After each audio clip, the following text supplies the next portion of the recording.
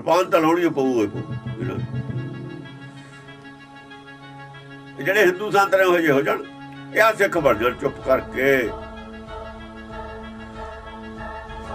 ਔਰ ਸੰਤ ਖਾਣਾ ਦੇਣ ਛੱਡ। ਉਹਨੂੰ ਸਮਾਂ ਨਹੀਂ ਰਿਹਾ ਹੁਣ ਵੀ ਤੁਹਾਨੂੰ ਕੋਈ ਮੰਨੂ।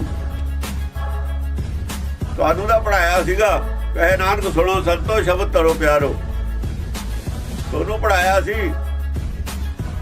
ਤੁਹਾਨੂੰ ਪ੍ਰਚਾਰ ਦਾ ਹੁਕਮ ਹੀ ਨਹੀਂ ਕਿਤੇ ਦਿੱਤਾ। ਸੁਣੋ ਸੰਤੋ ਕਿਹਾ ਹੋਇਆ, ਸੁਣਨ ਨੂੰ ਕਿਹਾ ਹੋਇਆ, ਤੁਸੀਂ ਲਾਗੇ ਚਿਮਟੇ ਖੜਕਾ ਕੇ ਸਾਡੇ ਕੰਨ ਬੋਲੇ ਕਰਨ।